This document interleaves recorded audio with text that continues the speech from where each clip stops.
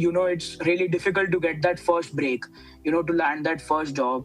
And AI has made it difficult, like, because many entry level roles are being replaced by AI. Almost 1,000 to 10,000 people are applying to one single job, and there is a large number of jobs out there, but then the hiring process is very slow. Hey, I'm Ikra, and this is What's in the World from the BBC World Service.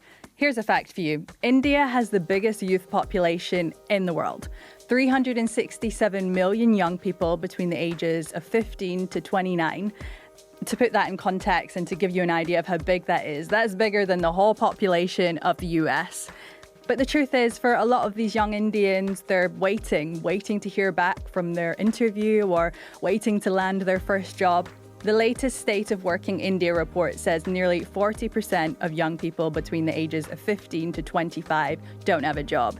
So in this episode, we wanted to hear directly from those young people to get a sense of the situations that they're facing and also the changes they want to see too.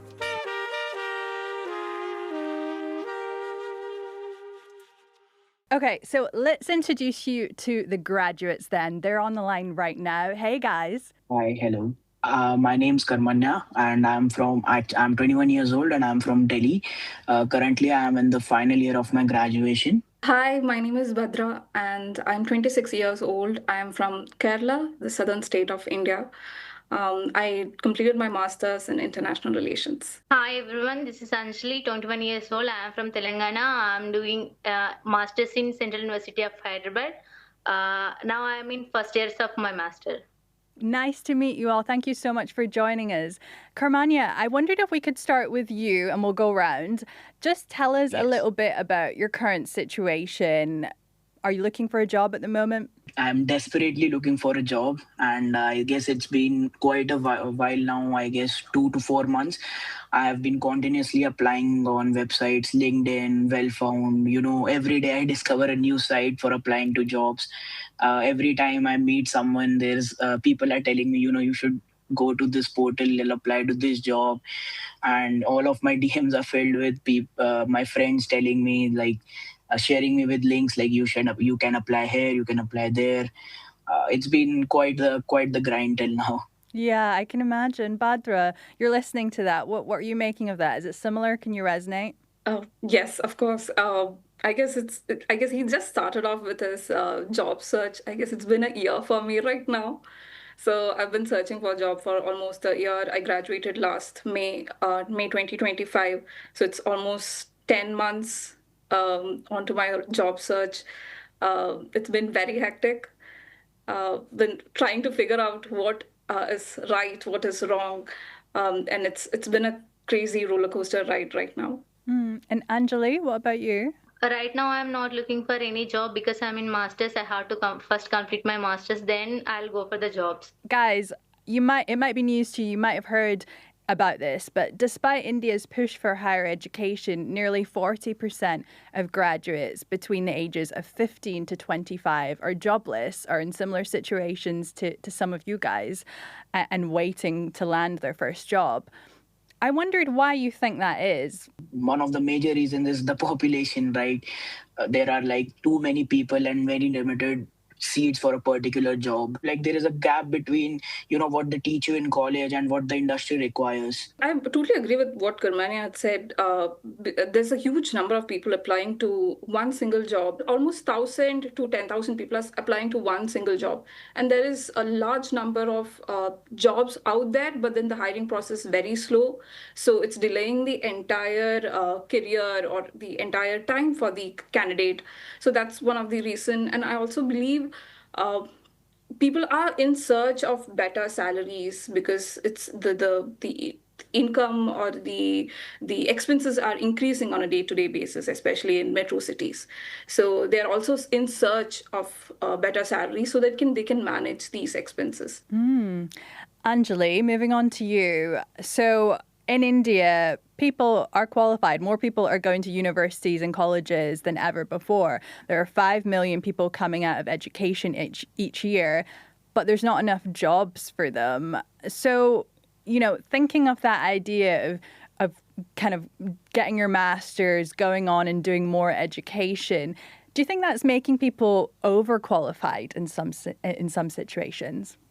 Yeah, we know that nowadays getting degree is very simple compared to getting a desirable job. But still, that is not reaching to the poor people. We can say that many graduate people are coming from the very not very, like we can say rich families, very well educated families. But the poorest of the poor people are not able to reaching these higher education institutions nowadays. People are most like showing interest on education more than working on like very like simple jobs like manual jobs like primary sector jobs. So I would like to say this. I have already worked for 2 years.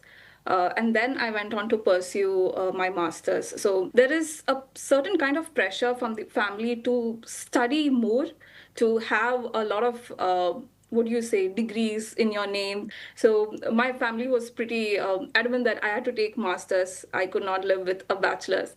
So that was also there. My parents never pressurized me, to choose a particular career path, but like it was my aspiration that I wanted to take up engineering from a, tier one government college in India, and which didn't happen. Like there's competition there also. So now I have like this dream that I should, land a job in a pretty good tech company. And Anjali, I wanted to ask you that question about whether you feel pressure from your family to find a certain job when you get to that stage as well. Yeah, I'm facing problem with my family only. Actually, I want to go for job, but my parents wants to be go for PhD. I don't want to do like literally PhD. All throughout this chat, we've spoken about all the different issues you might be facing in finding a job in the workforce at the moment in India. And so I wanted to move on to AI and how that might be affecting the Indian workforce. The Indian government estimates that by 2031, AI could eliminate close to 3 million IT and customer service jobs. And we've seen firms like Tata consultancy firms cut more than 12,000 jobs because of AI. So Karmanya, to you, have you kind of had any firsthand experience with jobs being cut to AI? Is this something your friends talk about? Is this something you're worried about? Yes, absolutely. It is something that, AI is something that it is growing rapidly at a rapid pace. It's like AI is changing everything right now. Funnily enough, like I am pursuing my degree in AIML also. So I thought like when 4 years back I took this course, I thought like it's a booming industry and, you would get jobs in this. What I have learned from the first hand experience, jobs are there, but the thing is that it's really difficult to get that first break, to land that first job. And AI has made it difficult, like because many entry level roles are being replaced by AI. I would totally agree to what Karmania had said here. To apply for the jobs, I would say, I would also like to add, people are using AI. If you don't have the right keywords, you're rejected. If your resume looks in a certain way, you're rejected. So I believe AI is playing a huge role in this entire job search process. Many traditional jobs have been replaced by AI, but like it has also created many jobs. Now, most of the tech jobs, you should have the basic knowledge of AI also. Recently, when I was going across, jobs on various platforms like LinkedIn and Internship, I found a job like 2-3 jobs like AI based content writer, AI based video editors. So now recruiters are also, trying to hire people who know about AI so that their work can be done a lot faster. Okay, so we've got a sense of all the issues that you guys are facing with the job market at the moment, but I kind of wanted to move on to the solution side of things. What changes do you want to see, and what would make it easier for you guys to navigate this world of work? First of all, like the most important thing is, we should like focus a bit on our education system, because what I said before, there is a huge gap between what the industry requires and what they're teaching us in universities, especially in my field. I don't know about others.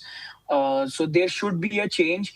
They should give us more hands-on industrial experience. I believe a lot of education system here in the country they focus more on marks rather than having that kind of. I believe right now it's not just about marks, it's about the way you present, the way you talk, the way you communicate, the other extracurricular activities that you have in hand. It's what I believe that is right now important for you to land a job. So that is one of the things that the education system would I believe that they should actually develop more than having just textbook knowledge. I just wanted to finish by asking you all if you all have any motivating words for each other. You're all very similar ages, going through very similar experiences, like so many other young people in India. Do you have messages or motivating words for each other? Yeah, just go with your thing. Don't listen to your parents first, because it's your life, it's your future. They will say you have to deserve a good job, but good job in the sense it's happiness, not the salary or money. Mental health is it plays a huge role when it comes to job search, because when it goes on continuously, you kind of get tired, because it's my personal experience.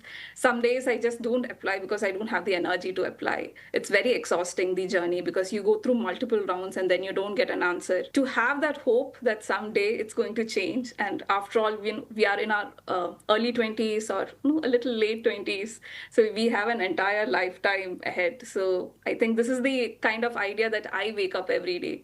I am still young, I still have time to find a job, to settle, to get my dreams. So this is the hope that I wake up every day with. So I would like to pass it on to others also who are searching for jobs. Yes, I would like to add, this phase is challenging and there might be hurdles. You may learn, we may grow, and at last I just want to say, whatever the challenges are, it's all we have already, crossing hurdles, and it is preparing us for the future. And I hope the future is bright. Just that. Thank you guys, all of you, for speaking to us, for lending your time. It's been so good to hear about all your different job search processes, what you're all going through at the moment, and also some of the issues you're facing in Indian society as well, and the changes you want to see. Thank you so much. Thank you so much. Thank you. Thank you. Thank you for being with us today. If you're a graduate in any part of the world, we want to hear from you. So make sure you comment below, like, and subscribe. And remember, you guys can DM us on Instagram at any time. At BBC What in the World is the handle over there. And today's comment I want to shout out goes to Daniel. It comes from the episode How AI Could Help Us Talk to Animals. And he says, if I could talk to animals, I would ask my pet turtles how they're doing and what it's like inside their shells. Thank you for that, Daniel. That is an adorable comment. But for now, I'm Ikra. This is What in the World from the BBC World Service. I'll see you soon. Bye.